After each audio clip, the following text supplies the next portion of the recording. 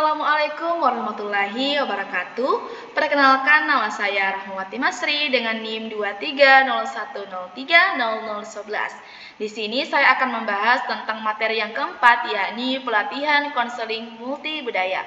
Dalam materi ini kita akan membahas 3 pembahasan. Yang pertama, mengapa pelatihan konseling multibudaya penting dalam pendidikan konselor. Yang kedua, bagaimana metode pelatihan konseling multibudaya yang efektif. Yang ketiga, bagaimana pelatihan konseling multibudaya dapat meningkatkan kompetensi seorang konselor. Baik, yang pertama, pentingnya pelatihan konseling multibudaya. Konselor perlu memahami bagaimana perbedaan budaya mempengaruhi cara individu berpikir, merasakan, dan juga bertindak. Di mana dengan budaya baru tanpa kehilangan identitas asli, menekankan pentingnya kompetensi budaya termasuk pemahaman dinamika budaya klien, dan kemampuan menyesuaikan teknik konseling dengan latar belakang budaya mereka. Yang pertama, pengenalan konsep multibudaya dalam konseling. Pemahaman dasar mengenai budaya sangat diperlukan dalam pendidikan konselor, di mana menurut Berry menyoroti bahwa budaya mempengaruhi perilaku dan identitas individu. Oleh karena itu, kurikulum harus mencakup pemahaman tentang acculturation dan dampaknya terhadap konseling. Yang kedua, memahami kompetensi budaya konselor. Kompetensi budaya mencakup pengenalan bias diri dan pengembangan keterampilan interaksi dengan klien multibudaya. Yang ketiga, integrasi teori dan praktik konseling yang sensitif terhadap budaya. Teori konseling harus relevan dengan keberagaman budaya, menyarankan pendekatan berbasis kekuatan dan konseling keluarga multikultural sebagai strategi yang efektif. Dengan demikian, konselor dapat menghadapi tantangan dalam konseling multibudaya secara lebih adaptif. Selanjutnya, metode pelatihan konseling multibudaya. Pengembangan diri calon konselor multikultural adalah proses yang berkelanjutan yang mencakup keterampilan, pembelajaran, dan pertumbuhan pribadi.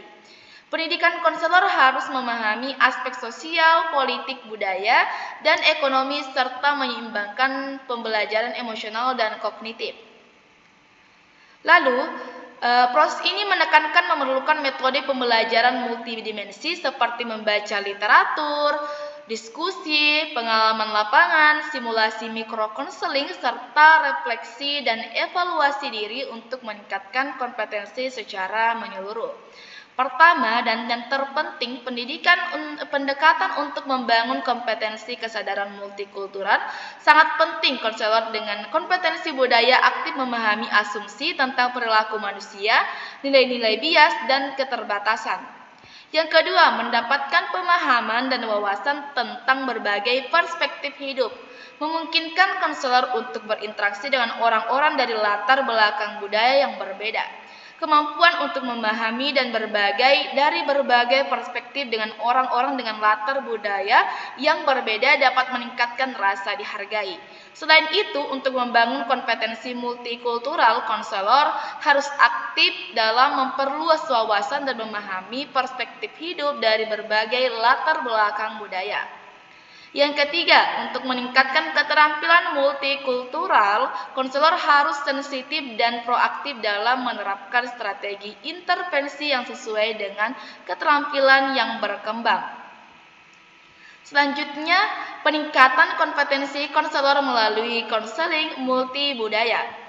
Menurut model multicultural counseling competence yang dikembangkan oleh Su, di mana terdapat 3 aspek utama kompetensi yang perlu dimiliki oleh seorang konselor. Yang pertama, kesadaran atau awareness. Konselor harus menyadari nilai dan prasangka pribadi yang dimilikinya terhadap budaya lain. Misalnya, konselor harus mampu menahan diri untuk tidak menilai perilaku konseling berdasarkan nilai pribadi yang belum tentu sesuai dengan budaya konseling. Yang kedua, pengetahuan atau knowledge. di mana konselor perlu memiliki pemahaman yang luas mengenai budaya-budaya yang ada, termasuk sistem nilai, gaya komunikasi, pola pengambilan keputusan, serta cara menghadapi konflik. Yang ketiga adalah keterampilan atau skill. Konselor harus mampu menerapkan teknik dan pendekatan konseling yang sensitif terhadap perbedaan budaya, misalnya menyesuaikan gaya komunikasi agar tidak menyinggung nilai-nilai budaya tertentu. Mungkin itu saja dari saya tentang materi yang keempat ini, bagaimana pelatihan konseling multibudaya. Cukup sekian dan terima kasih. Wassalamualaikum warahmatullahi wabarakatuh.